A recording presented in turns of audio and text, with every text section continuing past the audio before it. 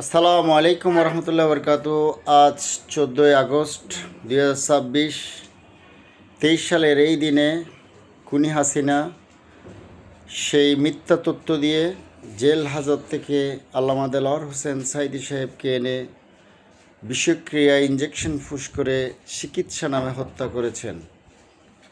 আমি তীব্র নিন্দা জানাচ্ছি এবং বাংলাদেশ নয় গোটা পৃথিবীর বিশ্ববরেণ্য আলেমে দ্বীন আল্লামা দেলোয়ার হোসেন সাঈদী সাহেব আমাদের বাংলাদেশের জন্য, গোটা বিশ্বের মুসলমান জাহানের জন্য একটি আল্লাহ প্রদত্ত সেরা উপহার। আল্লামা দেলোয়ার হোসেন সাঈদী যেই কথাগুলো যেভাবে বলে গেছেন ঠিক সেইভাবে তা হয়েছেন। এই দেশের মাটিতে জায়গা হবে না, মামুর বাড়ি দিলে গিয়ে পড়বা, ইন্দুরের গর্ত খুঁজে পাবে না পালানোর জন্য। প্রতিটি কথা, প্রত্যেকটি কিছু আল্লাহ রব্বুল আলামিন, কোনো ব্যক্তি যদি আল্লাহ রসুলের আদর্শে কোরআন হাদিসকে আগলে ধরে যদি জীবন পরিচালনা করেন এবং সে মানুষ অলি হয়ে যায় এবং প্রতিটি অলির প্রতি আল্লাহ রব্বুল আলামিন তার সম্মানে আল্লাহ রব্বুল আলামিন অনেক নিদর্শন রাখেন। আল্লামা দেলোয়ার হোসেন সাঈদী সাহেবের অনেক নিদর্শন আমরা পেয়েছি, কিন্তু সবার কাছে একটা কথাই বলবো, খুনি হাসিনা শুদ্ধ আল্লামা দেলোয়ার হোসেন সাঈদী সাহেবকে নিয়ে অবমাননাকর কথা এবং যারা এই বিরোধিতা করেন তাদেরকে চিহ্নিত করে করে আইনের আওতায় আনতে হবে। বিশ্ব আল্লাহ রব্বুল আলামিনের সূর্য যতদিন উদয় হবে, কিয়ামত পর্যন্ত আল্লামা দেলোয়ার হোসেন সাঈদী সাহেবের ভালোবাসার মানুষ অনুসারী বৃদ্ধি পাবে। কারণ প্রতিটি ওয়াইস মাহফিলে তিনি যেভাবে কোরআন হাদিসের ব্যাখ্যা পুঙ্খানে পুঙ্খানে মানুষের কাছে বুঝিয়ে দিয়েছেন, আল্লামা দেলোয়ার হোসেন সাঈদী সাহেবের বক্তব্য শুনে, ওয়াইস শুনে অনেক পাষাণ বিধর্মী মানুষ পর্যন্ত সে ইসলামের ছায়াতলে আসতে বাধ্য হয়েছেন। আমি দোয়া করি আল্লাহ রব্বুল আলামিন আমাদের এই আলেমে দ্বীনকে জান্নাতুল ফেরদৌস দান করুক এবং আমরা বাংলাদেশের স্বার্থে, ইসলামের স্বার্থে, মানুষের অধিকারের স্বার্থে কোনো আপোষ করব না, কোনো আপোষ চাই না।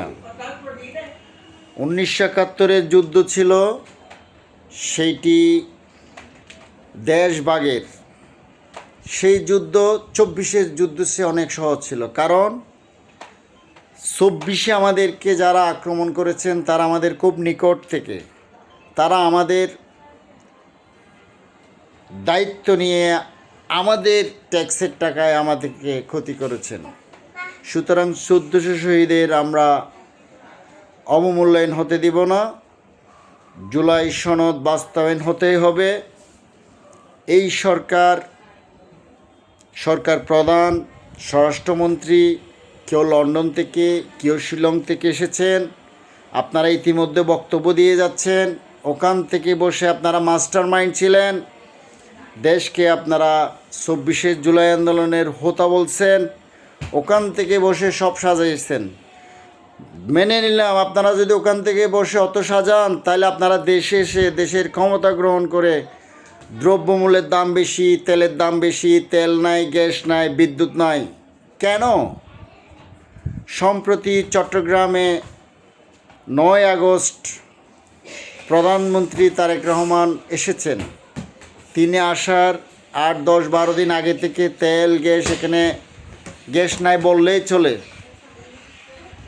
রান্না করা প্রতিটি ঘরের মানুষের যানবাহনের যে ঝামেলা, তিনি আসার ঠিক 2 দিন আগে থেকে সব ঠিক হয়ে গেল।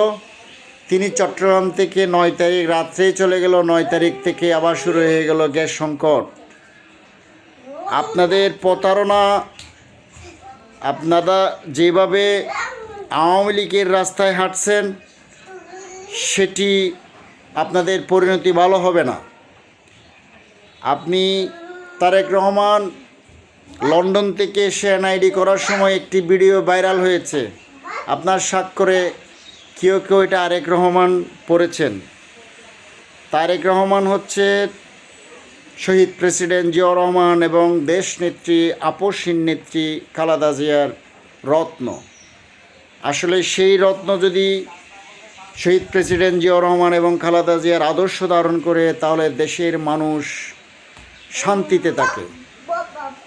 এখন আপনার এনআইডি কার্ডে তারেক রহমানের জায়গায় আরেক রহমান হয়ে গেছে। আসলে আপনি লন্ডন থেকে এসেছেন কে? আপনি কি তারেক রহমান এসেছেন না আরেক রহমান এসেছেন?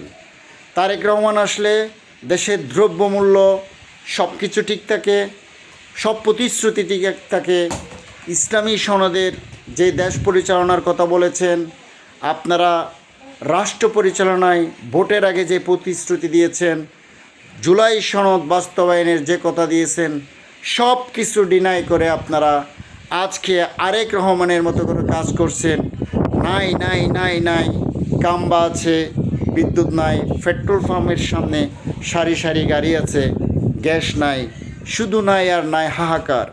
আমরা তীব্র নিন্দা জানাচ্ছি এবং এই সরকারকে বলবো, আওয়ামী লীগের মতো করে ভারতের দালালিতে লিপ্ত হলে এই জনগণ আওয়ামী লীগের যেই পরিণতি ঘটেছে, আপনারাও সেভাবে আপনাদের পরিণতি তা হবে।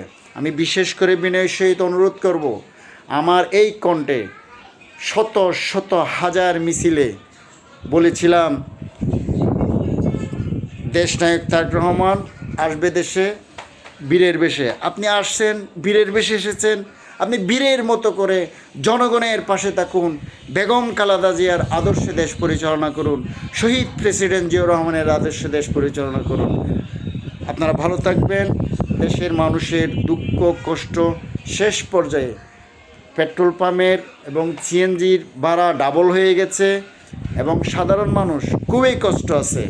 গজব, আল্লাহর বান্দা যদি কষ্ট থাকে, আল্লাহর বান্দার মনের কষ্টটা সোজা আল্লাহর আসরে গিয়ে পড়ে এবং আল্লাহর আসরে যেটি আরজি, যে আল্লাহর আসরে যেই কষ্টটা, যেই মানুষের কষ্ট পৌঁছে, সেই গজব শুধু সময়ের ব্যাপার। আসসালামু আলাইকুম ওয়া রাহমাতুল্লাহি ওয়া বারাকাতুহু।